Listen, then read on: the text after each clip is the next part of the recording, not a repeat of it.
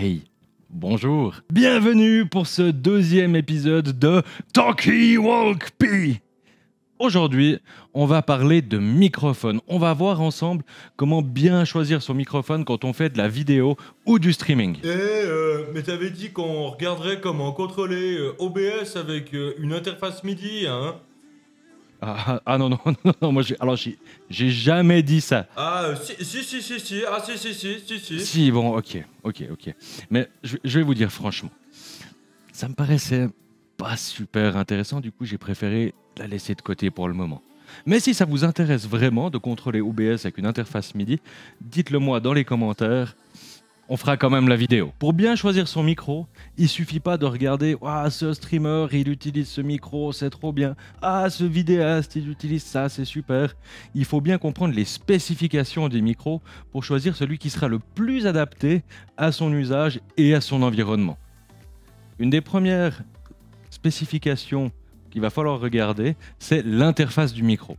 Ça peut être par exemple XLR, jack ou même encore USB.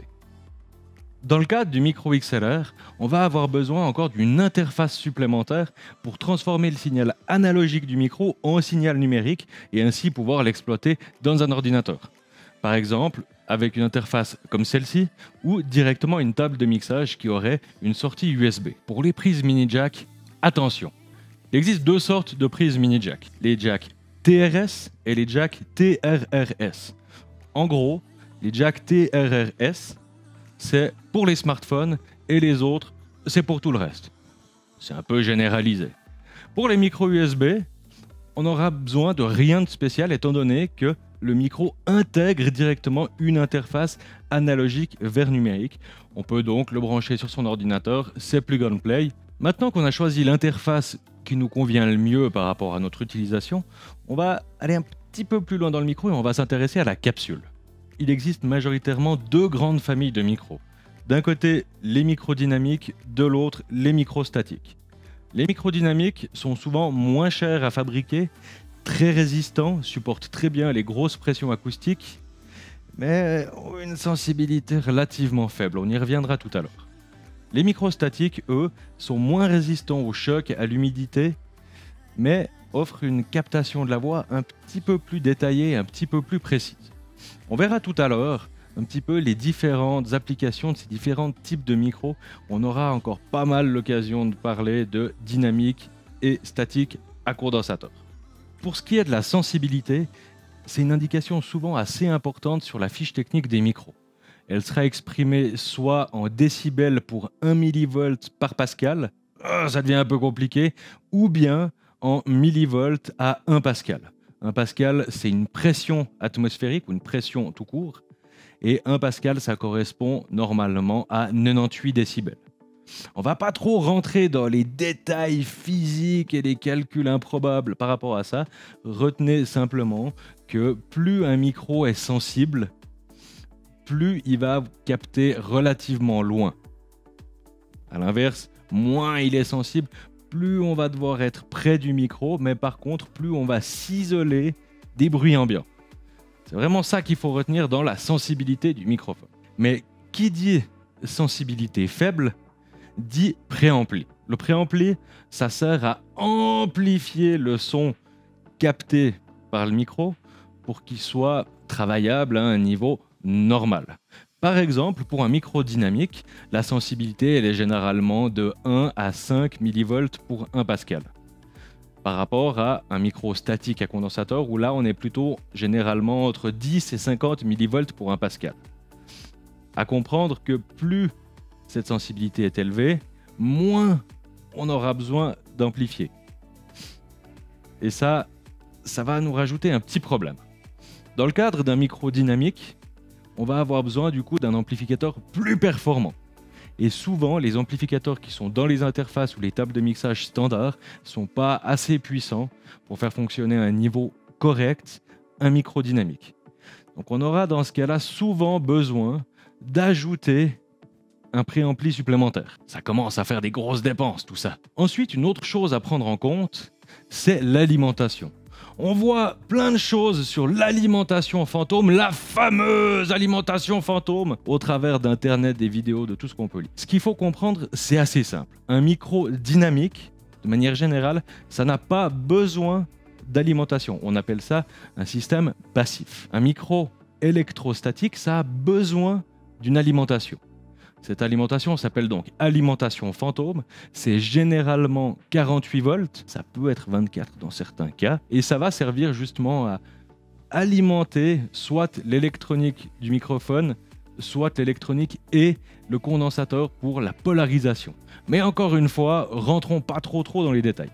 Ce qu'il faut retenir là-dedans, c'est que l'alimentation, elle est nécessaire pour les micros électrostatiques uniquement et pas pour les micros dynamiques. Contrairement à ce qu'on peut entendre parfois, ça n'a aucune incidence sur la puissance, le gain ou quoi que ce soit du micro. Ça sert simplement à le faire fonctionner. Retenez ça, un micro statique, une alimentation.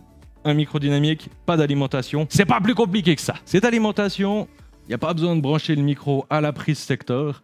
De manière générale, ça sera fourni directement par la table ou par l'interface. Et enfin, une des dernières choses à prendre en compte, et pas des moindres, c'est la directivité du microphone. La directivité, c'est quoi? C'est la manière dont le micro va capter le son sur 360 degrés, enfin dans une sphère. Bon, il existe plusieurs types de directivité, cardioïde, omnidirectionnelle, bidirectionnelle. On le verra après un petit peu sur chaque micro quelle incidence ça a. Simplement qu'un micro omnidirectionnel, il capte à 360 degrés autour de lui, alors qu'un micro cardioïde et ses variantes, hypercardioïde et compagnie, capte plutôt devant. Ce qu'il faut savoir aussi, c'est que plus on va resserrer la directivité, plus on va créer une zone de captation à l'arrière. Ça peut être contré par la conception du micro et tout, mais encore une fois, ne nous égarons pas dans des détails, on n'est pas là pour ça. On connaît à présent les principales spécifications d'un micro. L'interface, la directivité, la sensibilité, le besoin ou pas d'une alimentation et le besoin ou pas d'un bon préampli. Ça nous donne déjà un peu un ordre d'idée de ce qu'il va falloir regarder. Maintenant, les différentes formes et applications de micro ont justement certains avantages et inconvénients les uns par rapport aux autres. On va voir quelques exemples maintenant. Mon premier exemple sera un micro électrostatique à condensateur à large membrane. Oui, parce qu'il y a large membrane et petite membrane.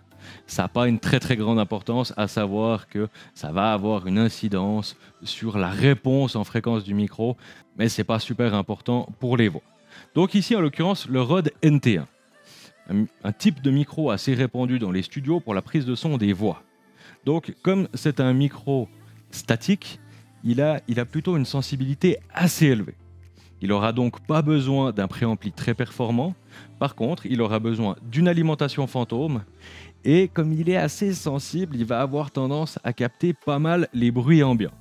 C'est aussi relativement fragile et ça supporte pas du tout les bruits de choc. On va donc être obligé de le monter dans un système de suspension sur un bras ou comme ça. À savoir que les micros statiques qui sont posés sur un bureau, sur un pied, vont énormément capter les bruits de choc, les petits coups sur la table et tout. Pas super intéressant pour s'isoler des bruits, par exemple de ventilateur d'un ordinateur ou d'autres choses dans son environnement. Par contre, ça offre une très bonne restitution de la voix et ça permet une certaine distance de captation pour, par exemple, mettre le micro hors champ et quand même garder un son qui soit tout à fait convenable. Ensuite, on aura un micro dynamique, plutôt de type radio ou comme ça. Celui-là, en l'occurrence le Rode PodMic, a une sensibilité assez faible du fait que c'est un micro dynamique. Il aura donc besoin d'un préampli assez puissant. En revanche, il n'aura pas besoin d'alimentation et il n'aura pas besoin d'être suspendu non plus parce que ça va assez bien tolérer les bruits de choc et tout.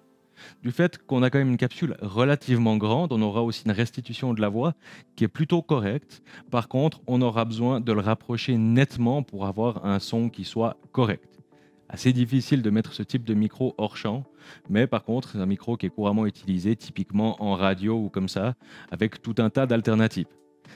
C'est un peu plus cher à mettre en œuvre du fait qu'il va falloir quand même un bon préampli et tout, mais ça reste pour un environnement par exemple assez bruyant une des meilleures stratégies pour se rapprocher du son dit radio. Mais ça, on verra dans un prochain épisode que ce fameux son radio que tant recherche, il n'y a clairement pas que le micro qui font effet. Et ça, on le verra dans un prochain épisode. Ensuite, on trouvera par exemple des micros serre-tête ou micro-cravate, comme par exemple ce que je porte ici.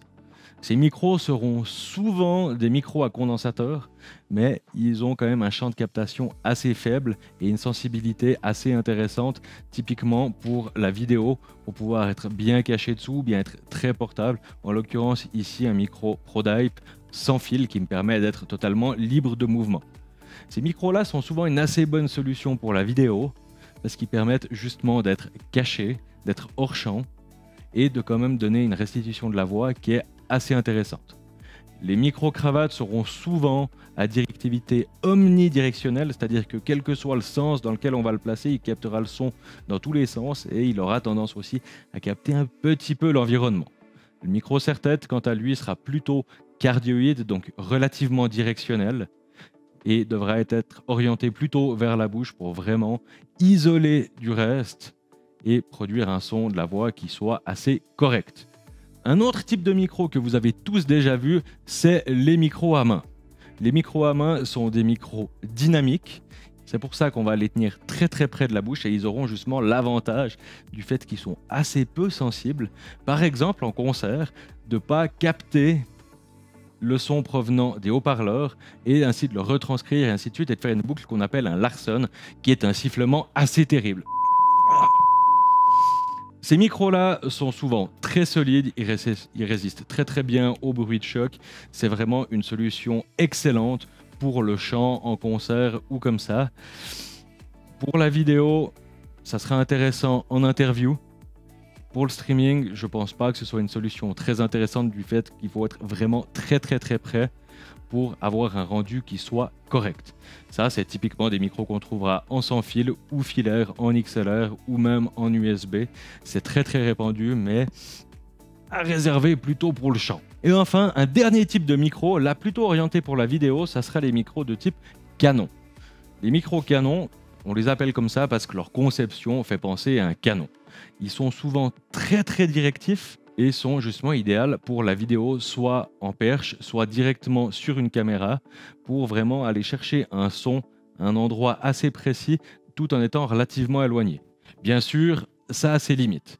On trouvera différentes longueurs, différentes choses comme ça, et les micros canons seront souvent des micros à condensateur pour justement bénéficier d'une sensibilité relativement élevée. Vraiment un choix à privilégier en vidéo pour capter aussi l'ambiance et tout. Mais si c'est vraiment que pour capter une voix, ça va pas très très bien isoler dans un environnement un peu bruyant. On va maintenant brièvement résumer et comparer ces différents types de micros avec 2-3 petites spécifications. Donc on a le micro cravate, en l'occurrence ici un Boya BY-M1, qui est un micro à condensateur, directivité omnidirectionnelle, et qui a une sensibilité d'environ moins 32 dB. Ensuite, on a le micro serre-tête, en l'occurrence ProDype B210, qui est ici un condensateur à électrette, une directivité cardioïde et une sensibilité de moins 45 dB. On est donc ici sur quelque chose qui est un petit peu moins sensible que le micro-cravate précédemment montré, mais qui sera généralement placé plus près de la bouche. Ensuite, on a le micro-canon, qui est en l'occurrence un Rode VideoMic Pro, un micro à condensateur directionnel. Donc de type hyper cardioïde, de type micro-canon, quoi. Sa sensibilité est de moins 32 dB, donc une sensibilité plus ou moins équivalente à celle du micro-cravate qu'on a vu précédemment. Ce micro à main est un Behringer ULM 202 USB qui est similaire au très répandu XM 8500. C'est donc un micro dynamique et cardioïde qui présente une sensibilité assez faible de moins 57 dB. Vient ensuite le micro dynamique de type donc radio, comme on le disait, en l'occurrence le Rode PodMic, qui a une directivité cardioïde, une sensibilité lui aussi de moins 57 dB. Ah, c'est quand même toujours pas beaucoup. Et pour terminer, donc le micro à condensateur à large membrane Rode NT1, qui a une directivité cardioïde et ici une sensibilité de moins 32 dB. On voit donc qu'il y a des écarts de sensibilité assez importants de ces différents types de micros. On n'oubliera pas toutefois que comme c'est exprimé de manière négative. 0 est le plus élevé et moins 50, 60 est le plus faible. Plus le chiffre se rapproche de 0, plus la sensibilité est élevée. C'est quand même intéressant d'y penser pour pas s'embrouiller le cerveau. Donc maintenant à la question, que choisir pour mon utilisation? Mais que choisir? Eh bien, mon conseil serait pour la vidéo, si c'est particulièrement pour enregistrer une voix, privilégier le micro-cravate qui sera très discret, qui pourra se mettre totalement hors champ, ou si c'est pour avoir un peu plus l'environnement ou éventuellement plusieurs personnes, le micro canon, idéalement perché pour éviter d'avoir trop de distance entre le micro et les sujets qu'on souhaite capter. Pour le streaming maintenant, si vous faites plutôt du gaming, le micro dynamique sera une meilleure solution. Il isolera très bien des bruits de clavier, de touches et ci et ça. Mais comme on l'a vu, il nécessitera quand même l'acquisition d'une interface et d'un préampli.